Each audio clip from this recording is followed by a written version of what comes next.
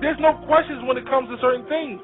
When a person kidnapped the Muslim sister and Umar was the Khalifa, he sent a letter to the Romans, who was the superpower at that time, and the letter says, you have in your possession one who utters la ilaha illallah. To you she means nothing, but to us she means everything.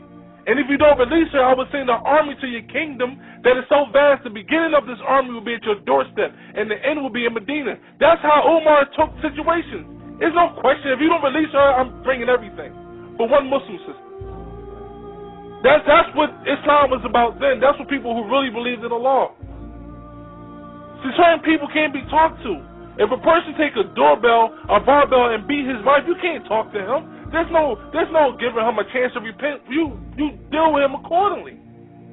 Because if you don't, it's going to keep happening. You have to get angry for the right reasons. Things like that is a reason to be angry. Your anger has to be, all right, if I do jail time, mashallah, I'm in jail for 10 years for something I do every time. I have to defend Islam and the Muslim system. You have to do that. It's not an option to do that. That's forbidding the wrong and enjoying the right. Sometimes you have to go to jail. Somebody raped your daughter, you can't talk to him. You have to go to jail. You have to, unless your soul won't feel comfortable walking around. That's just how it is. Sometimes you have to die for the Muslim sister. Sometimes you have to die. Sometimes you do. I'm sorry to explain that to a lot of Muslims. Sometimes you got to put your life on the line for right, for justice. You have to. If a dog attacked my son, I don't care how ferocious that dog is. I'm going to be more ferocious than that dog. Because I'm going to be biting that dog till he releases my son. Or we going to kill each other in that battle. That's just how it's got to be. Unless you really don't believe in what you say you follow. That's the only solution I can come to it. That you have to be real and you have to deal with it accordingly. Unless the situation is going to keep getting worse. A person who hit his wife with a barbell, you can't talk to this individual. How can you talk to him? What do you want to say to him? Akid, you have to control your anger? I mean, seriously, honestly? That's what you say? That's reality.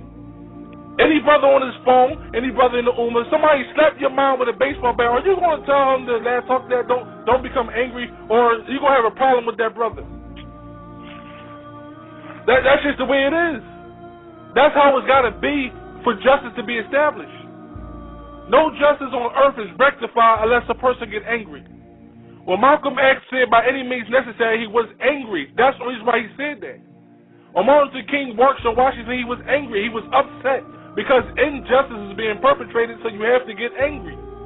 There are certain times where it's not an option to get angry. You must get angry. Bottom line, you must get angry.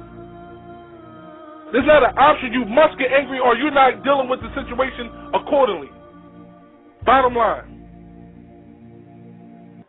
That's the absolute bottom line. If you're not angry, then you're not dealing with the situation accordingly. If a Muslim sister comes to the masjid with a broken jaw, you have to get angry and you have to deal with that situation accordingly. There's no calling the cops. That's the last person. They're going to be calling the cops on me. This nigga over here losing his mind, calling cops. He trying to kill this man. That's what they're going to be calling on me. I'm going to be getting locked up. That's how it's got to be. And I'm not inciting anybody. I'm speaking absolute, pure, unadulterated, 100% haqq. Bottom line. So if you want a solution, that's the solution.